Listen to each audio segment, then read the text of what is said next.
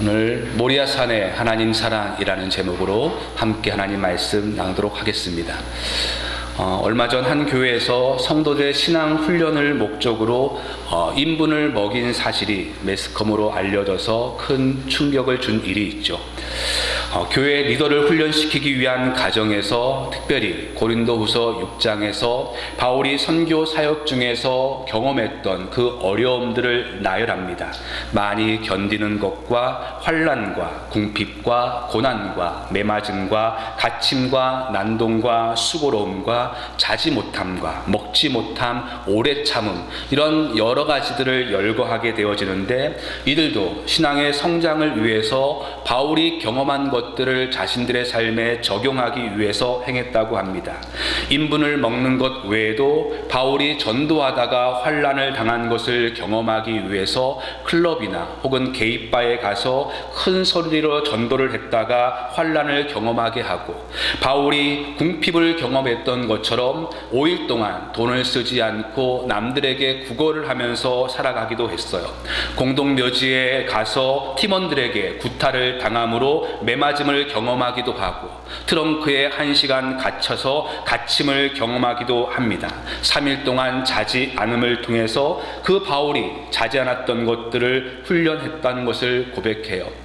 신앙훈련의 명목하에 이러한 행동들이 요구되었고, 그리고 이 일들에 순종해야지만이 교회의 리더가 될 수 있다고 합니다. 어떻게 그럴 수 있을까? 어떻게 그러한 행동을 할 수 있을까? 의아한 생각이 들기도 하지만은, 사실 우리는 신앙생활 하면서 순종이야말로 훌륭한 신앙인의 미덕이라고 끊임없이 들어왔습니다. 그래서 하나님을 사랑하고 또한 우리의 믿음을 성장시킨다고, 그 순종이 그러한 일들을 행한다고 생각했기에 그 일들을 아마도 행했을 것이에요. 저도 끊임없이 그 어릴 적 들어왔던 그 참된 그리고 건강한 믿음은 순종이 제사보다 낫다고 해서 묻지도 않고 따지지도 않고 그냥 그 말씀에 따라 순종하는 것이 좋은 믿음이고, 또한 목사가 성도의 믿음을 테스트하기 위해서 새벽 2시에 전화를 하면 아무 말도 하지 않고 교회에 나오는 그 성도가 참 좋은 믿음의 성도라고 수없이 들어왔습니다. 저도 이번 주에 한번 해볼까 싶은데요. 누가 올지는 모르겠습니다. 여러분, 하지만은 저는 맹신과 건강한 신앙을 철저히 구분해야 된다고 생각을 해요. 여러분, 맹목이라는 것은 눈을 감아버린다라는 뜻이죠. 그래서 맹목적인 신앙은 눈을 감아버려서 사리를 분별하지 못하는 것입니다. 내가 왜 이 일들을 하는지 아무런 의심이나 의문을 갖지 않고 그냥 목사의 말이기 때문에, 지도자의 말이기 때문에 절대 순종하는 것이에요. 하지만은 인격을 무시하고 상황과 관계없이 무조건적인 순종을 요구하는 것은 지극히 비인간적이고 부당한 일입니다. 그 사람의 반응을 통해서 순종의 여부를 평가하는 것은 저는 부당한 일이라고 생각을 해요. 하나님께서는 우리에게 결코 그러한 순종을 요구하지 않으십니다. 성경적인 순종이란 어떠한 경우에도 절대 복종하는, 힘에 의해서 굴복되어지는 것이 아니기 때문에 그래요. 그것이 지위에서 나오는 것이든 아니면 어떠한 힘에서 나오는 것이든 그냥 내가 하라고 했기 때문에 하라고 해. 그래서 무조건 순종해야 된다는 것은 결코 성경이 말하는 순종이 아닙니다. 그러면 오늘 본문에서 하나님께서 아브라함에게 주시는 이 시험은 여러분들 어떻게 생각하십니까? 오늘 하나님께서는 아들 이삭을 번제로 바치라라고 했는데, 여러분 이 시험에 대해서 여러분들은 어떻게 생각하세요? 절대 복종을 최고의 미덕이라고 생각하고 우리가 얼마나 하나님을 사랑하는가 하는 것을 하나님 앞에 증명해 보이기 위해서 어떠한 핑계나 어떠한 대꾸도 하지 않고 그냥 하나님께서 말씀하셨기 때문에 무조건 순종하는 것이 최고의 미덕이라고 생각하도록 우리에게 가장 큰 영향을 준 사건이 있다면 오늘 본문의 사건일 것입니다. 여러분, 하나님께서 아브라함에게 이삭을 바치라는 이 시험을 왜 하셨을까라고 생각하십니까? 하나님께서 정말로 아브라함이 나의 말에 절대적으로 순종하는 사람인가, 이것을 알기 위해서 100세에 얻은 이 아들을 주님께서 죽이라고 했다면 저는 이 일은 정말로 부당한 일이라고 생각합니다. 하나님께서 정말로 그런 일에 이 일을 행하셨다면 하나님께서 정말로 가증히 여기시고 하나님이 미워하시는 것이 인신제사인데, 그런데 하나님께서 그것을 요구하고 있다면 이것은 하나님의 성품과도 맞지 않는 일이고, 또한 이삭이 어떠한 자녀입니까? 약속으로 얻은 자녀입니다. 그로 인하여서 큰 민족을 이루겠다는 하나님의 약속의 성취가 이 이삭인데, 그 아들을 죽이려고 한다면 하나님께서 아브라함에게 주었던 약속은 한순간에 물거품이 되어지는 것이에요. 여러분, 이럴 때는 하나님 앞에 이것은 불의한 일이라고, 이러한 명령은 부당한 명령이라고 말해야 될 것입니다. 하나님 앞에 항변하면서 어떻게 저에게 이러한 시험을 주시고 어떻게 저에게 이러한 일을 행하라고 하십니까? 라고, 이것은 부당한 일이라고 그렇게 하나님 앞에 이야기하는 것이 마땅할 것이에요. 믿음은 절대 순종이라고 해서 무조건 순종해야, 그래야지만이 하나님께 복을 받는다고 이러한 무리한 요구를 하고 계심에도 불구하고 아무 말도 하지 못한 채 아들을 죽임으로써 내가 이렇게 하나님 앞에 믿음을 증명해 보인다면 그 믿음이 뭐가 그리 중요하겠습니까? 실제로 1990년 1월 6일 미국 캘리포니아의 발렌티라는 한 아버지는 하나님께서 자신에게 가장 사랑하는 딸을 바치라는 명령을 듣고 그 막내딸을 공원에 데리고 가서 그 딸아이를 죽입니다. 이로써 내가 하나님 앞에 얼마나 순종하고 있는가를 그는 경찰서에서 고백하고 있어요. 여러분, 그 믿음이 뭐가 그리 중요하겠습니까? 딸을 죽임으로 내가 하나님의 말씀 앞에 이렇게 순종했다라는 것을 보이는 것이 뭐가 그리 대단하겠어요? 이것이 정말로 절대적인 믿음입니까? 아니면 맹목적인 믿음이겠습니까? 왜 하나님께서는 이런 어처구니 없는 시험을 아브라함에게 하셨을까? 사람들은 이 하나님의 시험이 아브라함의 믿음을, 더 정확히 표현하자면 아브라함의 순종을 시험하기 위한 하나님의 테스트라고 이야기를 합니다. 하나님께서 말씀하시면 이것이 우리의 이성적으로, 우리의 지성적으로 이해가 되지 않아도 어떠한 대꾸도 하지 않고 아무 말도 하지 않고 무조건적으로 그냥 하나님께서 말씀하시는 대로 그냥 순종하는 것이 바로 복을 받는 비결이다라고 그렇게 이야기를 하기도 하고, 또 어떤 분들은 아브라함이 100세 때 얻은 이 아들과 하나님을 얼마나 더 사랑하는가를 증명해 보고자 하나님이 시험하셨다라고 이야기를 해요. 하나님은 질투하시는 하나님인데 이 아브라함이 100세 때 얻은 아들을 더 사랑하는 것 같아서 너가 나를 사랑하는지 아니면 이삭을 더 사랑하는지 그것을 내가 한번 증명해 보고 싶다라고 해서 이 아들을 바치라라고 그렇게 이야기했다고도 합니다. 그래서 오늘 2절의 말씀을 보시면 창세기 12장에서 하나님께서 처음 아브라함을 부르셨을 때의 그 명령의 패턴과 동일한 패턴을 가지고 있는 것을 보게 되어져요. 창세기 12장에서는 아브라함의 전부라고 할 수 있었던 본토와 친척과 아비집을 떠나 내가 지시하는 곳으로 가라라고 했는데, 오늘 본문에서는 뭐라고 말씀하고 있습니까? 내 아들, 내 사랑하는 독자 이삭이라고 이야기하고 있죠. 그러니까 이것이 아브라함의 전부라는 것입니다. 이전에는 본토 친척 아비집이 그의 인생의 전부였지만은 지금 그 아브라함에게 있어서 그의 모든 인생의 전부는 그의 사랑하는 아들 독자 이삭이에요. 그 아들을 정말로 더 사랑하는지 아니면 너가 나를 더 사랑하는지 내가 한번 시험해 보겠다라고 해서 하나님께서 시험하셨다라고 합니다. 여러분, 하나님이 왜 아브라함에게 이 시험을 하셨을까? 우리 다음 시간에 오늘 본문의 말씀을 통해서 참된 순종에 대해서도 살펴보겠지만은 오늘 저는 이 사건을 구속사적인 사건으로 생각해야 된다고 생각을 합니다. 오늘 본문 1절의 말씀에 보시면 그 일 후에라고 시작을 하고 있어요.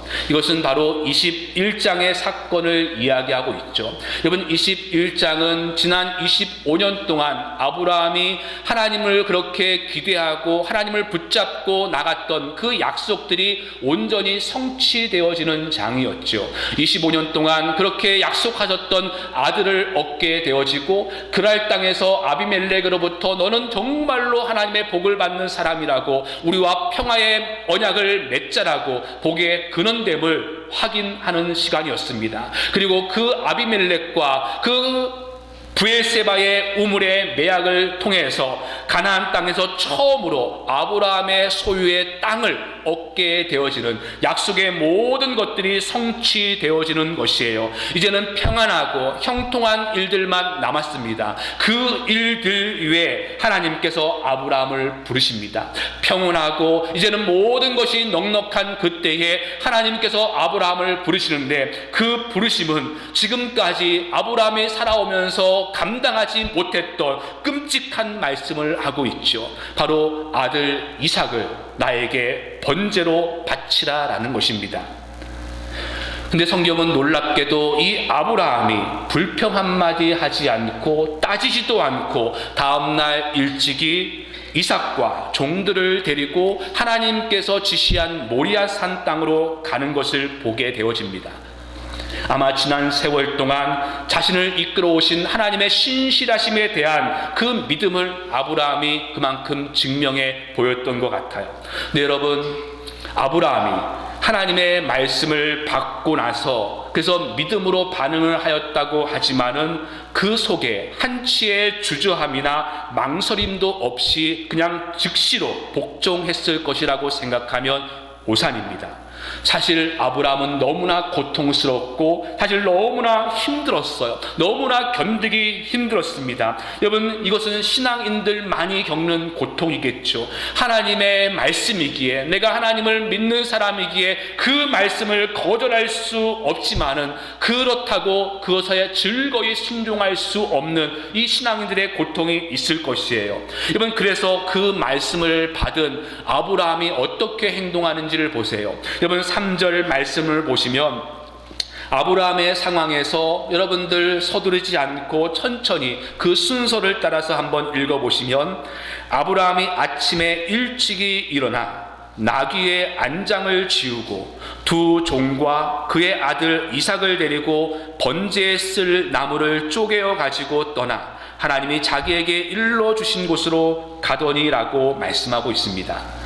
여러분, 아브라함이 하나님의 말씀을 받은 다음 날 가장 먼저 하고 있는 일이 무엇입니까? 나귀의 안장을 지우는 일입니다. 나귀의 안장을 지우고 그 다음에는 종들을 부르고 나서 마지막으로 아들 이삭을 데려오게 되어지죠. 이제 모든 것이 다 준비되어졌는데 아브라함은 떠나는 것이 아니라 그 다음에 하고 있는 일은 엉뚱하게 장작을 쪼개고 있습니다. 왜 떠나려고 하는 마당에 장작을 쪼개고 있을까? 아브라함의 마음의 복잡함을 보여주고 있죠. 하나님의 명령에 그 순종해야 하긴 하지만은 너무나 힘들고 어렵기 때문에 마지막까지 미루고 있는 것이에요. 더욱이 3절에서 가장 중요한 것은 아브라함이 나귀의 안장을 지우고 있다는 것입니다. 여러분, 나귀의 안장을 얻는 이유는 사람을 태우기 위함이지만은 구약 성경을 보시면 이스라엘 백성들이 하나님 앞에 예배나 제사를 드릴 때에 나귀를 타고 가지 않습니다. 걸어가게 되어 있어요. 그래서 마조르라는 성서학자는 이 아브라함이 아들 이삭을 도망치게 하고 싶은 마음에 나귀를 데리고 그 나귀의 안장을 지었다라고 이야기를 합니다. 하나님의 말씀이기에 내가 순종하기는 하였지만은 그 아들을 죽일 수 없어서 그냥 이 아들 이삭이 나귀를 타고 도망가고 싶은 그 바램으로써 이 나귀의 안장을 지우는 것이에요. 저도 동의하는데 그도 그럴 것이 12절에 하나님께서 아브라함에게 하시는 말씀이 무엇입니까? 내가 내 아들 내 독자까지도 내게 아끼지 아니하였다라고 이야기하죠. 여기서 이 아끼지 않다, 아끼다라고 번역된 히브리어 하사크라는 단어는 크게 두 가지의 의미가 있습니다. 아끼다, 이것을 남에게 빼앗기지 않기 위해서 꾹 움켜쥐다라는 뜻이 하사크라는 뜻이고, 또 하나의 의미가 도망 보내지 않다라는 것이에요. 도망 보내지 않다, 이것을 빼앗기지 않기 위해서 꼭 움켜쥐면서 도망 보내지 않다, 이것이 하사크라는 단어인데, 오늘 하나님께서 굳이 이 단어를 쓰고 있죠. 아브라함아, 내가 내 아들을 도망 보내지 않고 있구나라고 말하고 있어요. 여러분, 아브라함의 마음을 이해할 수 있겠습니까? 하나님의 말씀이기에 순종을 해야 되긴 되겠지만은 그 아들을 친히 어떻게 아버지가 죽일 수 있겠습니까? 그래서 할 수 있는 한 최대한 밀어보고, 그리고 이 아들이 스스로 도망갈 길을 찾았으면 하는 그 아버지의 마음이 이 단어 속에 담겨져 있는 것이에요. 아브라함은 밤새도록 고민했을 것입니다. 왜 하나님께서 나에게 이러한 시험을 주시는지, 왜 나에게 이러한 명령을 주시는지 의아할 것이고 이해가 되지 않았을 것이에요. 더욱이 그 안에 사라에게는 뭐라고 이야기하겠습니까? 여러분, 오늘 이 사건이 있을 이삭의 나이에 대해서 유대 문헌에 보면 적게는 16살에서 많게는 이삭의 나이를 37살로 봅니다.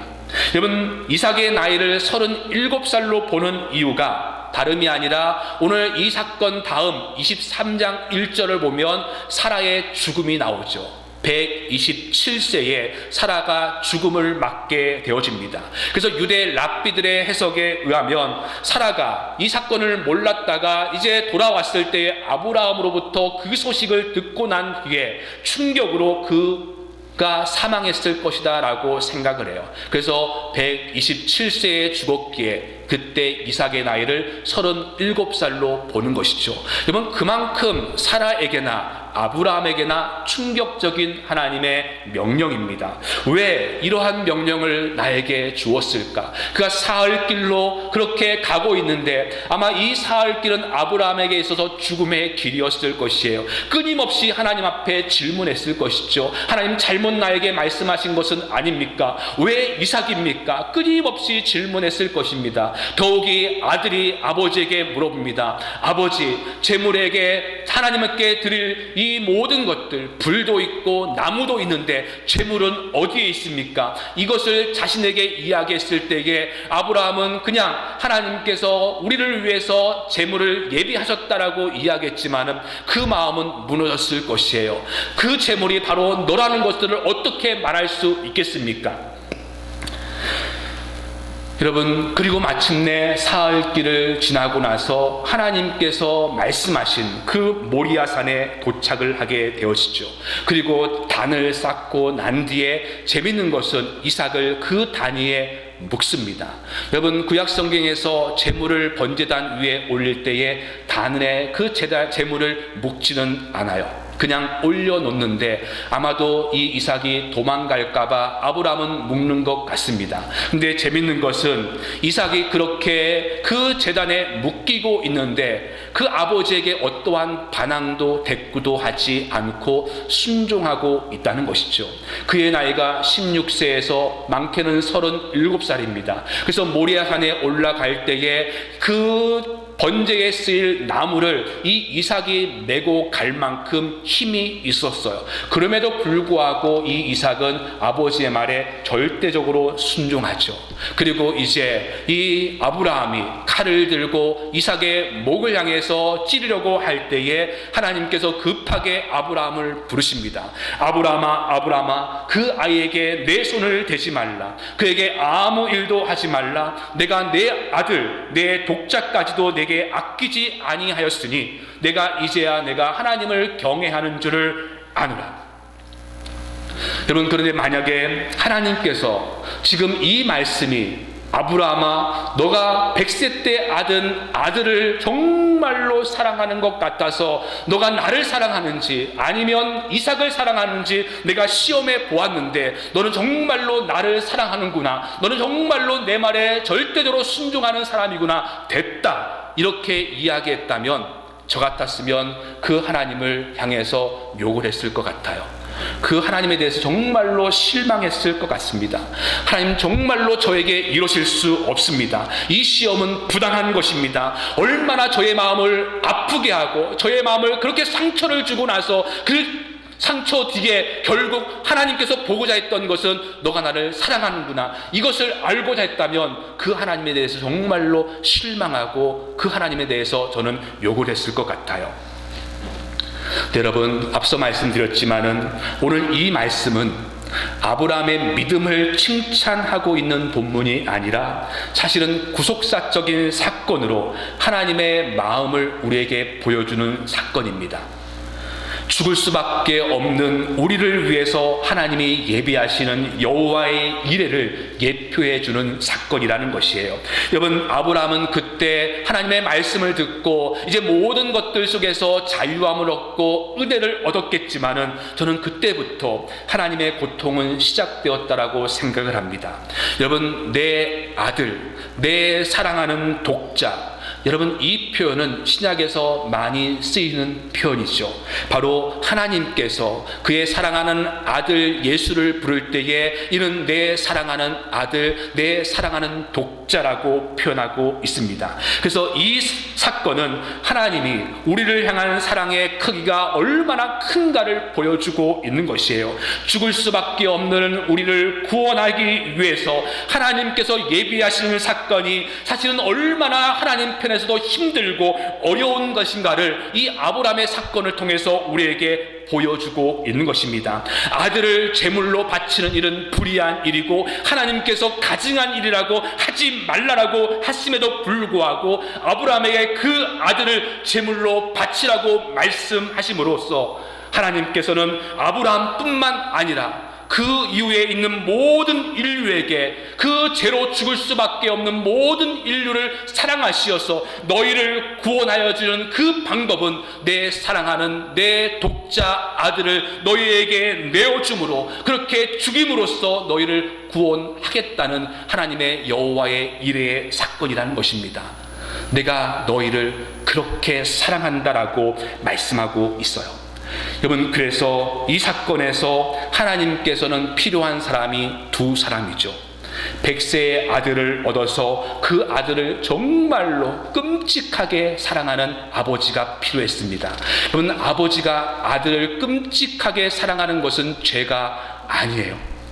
그리고 그 아버지의 말이라면 무조건 순종할 수 있었던 아들이 필요했습니다. 그래서 이 둘이 하나님의 말씀이 너무나 힘들고 너무나 고통스럽고 어렵지만은 하나님의 크신 뜻을 알고 그 말씀에 순종할 수 있는 두 사람이 필요했던 것이에요. 그래서 오늘 이 사건에는 아들을 죽여야 하는 아버지와 그리고 그 아버지의 행동에 순종하는 두 사람이 등장하고 있습니다.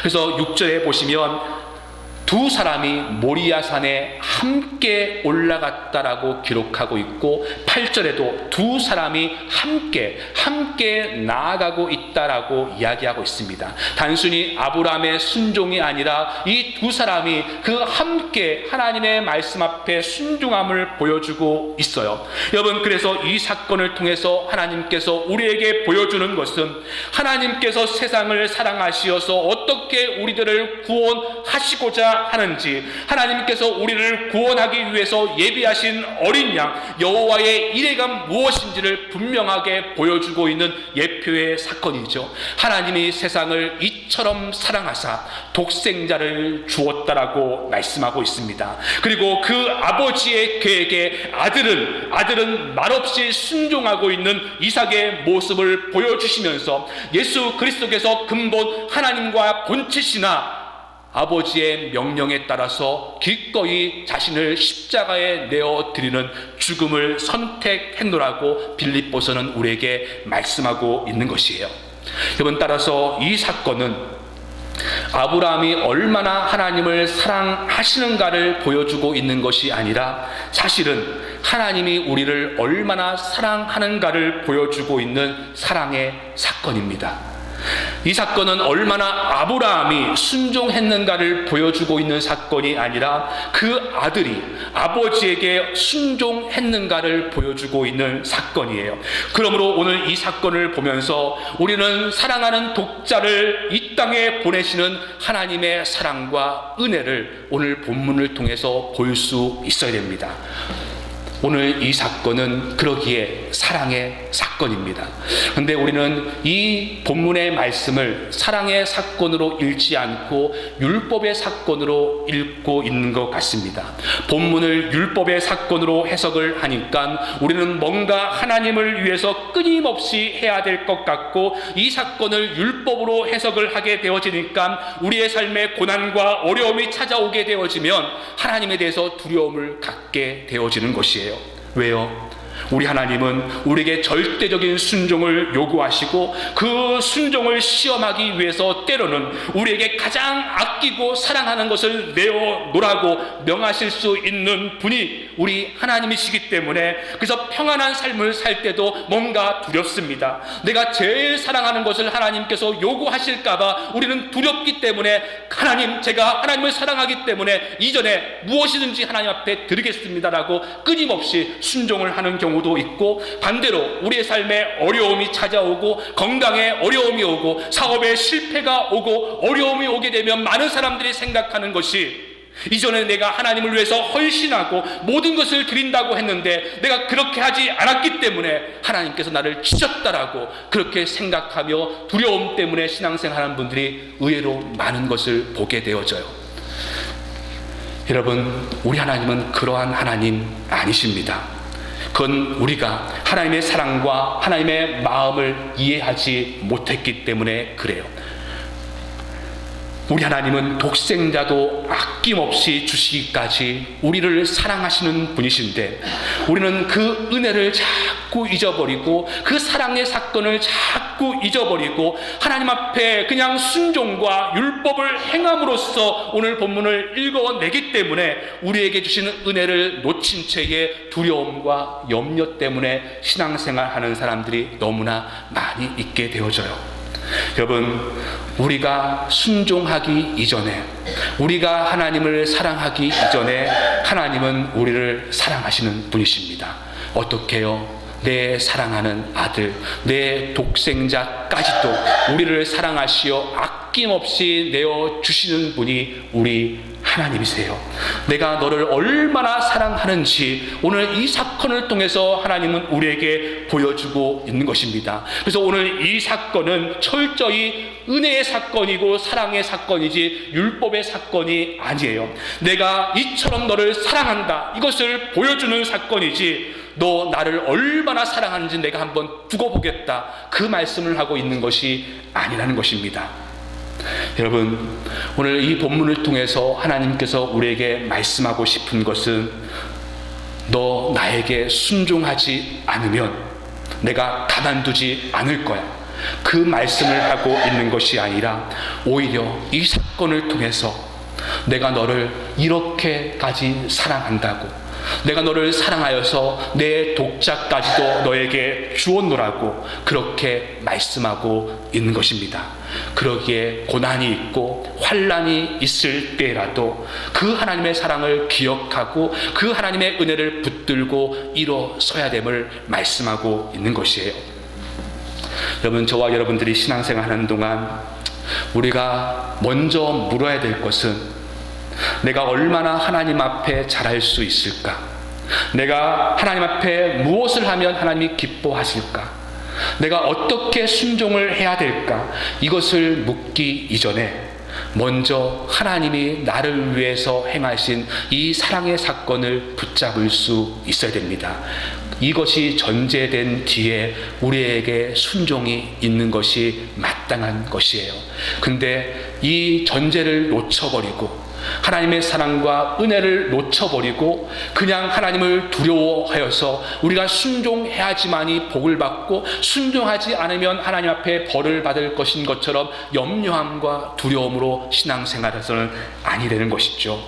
여러분, 우리는 하나님이 우리를 위해서 무엇을 하셨는지 다시 한번 기억하셔야 가셔야 됩니다. 그 은혜를 붙들 수 있어야 돼요. 여러분들의 행위를 붙들고 사는 것이 아니라, 내가 하나님 앞에 얼마나 많은 순종을 붙들고 살아갔는가가 아니라, 내가 얼마나 하나님 앞에 많은 것들을 헌신하고 살아갔는가가 아니라, 나를 사랑하시어서 그 사랑하는 독자 아들까지 내어주시는 그 사랑을 붙들고, 그 은혜를 붙들고 우리는 나가야 되는 것입니다.